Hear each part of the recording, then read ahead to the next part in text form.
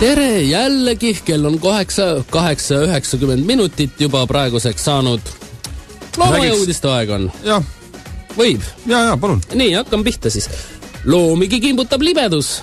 Pealkirjastatakse loomajõudised. Kevad aktiveerib loomaaia töötajaid ja huvilisi. Elevandimaja apelsini-nimelisi jõesea elu tegid põnevamaks vaderid, kes tõid talle tuhnimiseks, lammutamiseks mõnusa kõdukännu Tabasalu metsadest. Vahva. On küll.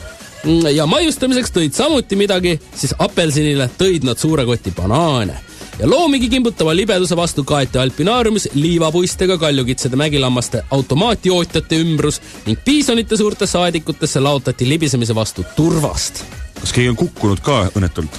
No, pole kirjas, aga ilmselt on siis väiksemaid traumasid ikkagi juba esinenud, kui võeti siis preventiivsed libisemisvastased meetod. Ma tegelikult võiks ju seda piisoni 2 ju panna ka igale poole, ma arvan. Seda on nii palju. Piisoni 2 on väga libe. On, jah? No ärge siis pange seda. Helsingi loomaaia kutsel käis Tallinna loomaaia naaritsa spetsialist Kadri Ashford tutvustamas Euroopa naaritsa projekti toimimist Eestis. Loomaaia haljastajad käisid Tallinna botaanikaajas kogemusi vahetamas ja kolleegide tööga tutvumas.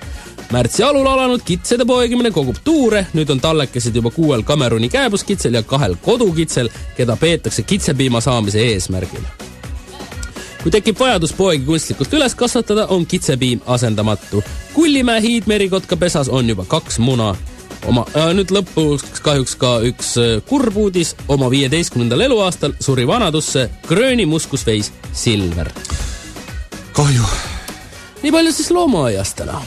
Kas kuna nad nii kiiresti läksid, siis ma siia võtan oma lehest ka mingisuguse muidugi, jutu. Minul on küsimus sulle, mis sa arvad, palju tänapäeval maksab ühe inimese salamõrvamine? Peaksin vastama eurodes, eks ole? Ei, vasta kroonides. Ma ei oska enam kroonides vastata, olen ikkagi nii ümber harjunud.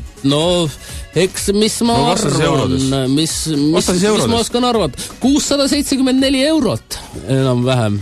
6391 eurot maksab. Nii palju? No. Kus see hinnad on nii üles läinud? On. Tavaline lihtne inimene ei saa endale absoluutselt ühtegi palgamõrva lubada enam. 90 sai mingi 60 euroga. Seda minagi. Aga niimoodi nii palju jah, siis Viru maakohus mõistis eile 11 aastaks vangi Sergei, kes 100 000 krooni eest mõrvas Narvas inimese. Võib-olla Narvas on sellised hinnad. Ma arvan, et ka ülejäänud Eestis on ikka odavam see asi. Peaks olema. Narva on suur linn ikkagi, seal on nõudlus suurem. Naissaarel on vist vapsee mingi 6 euri. Kui sedagi. Vot nii. No aga tore on teada vähemalt sellist. Kuulame muusikat.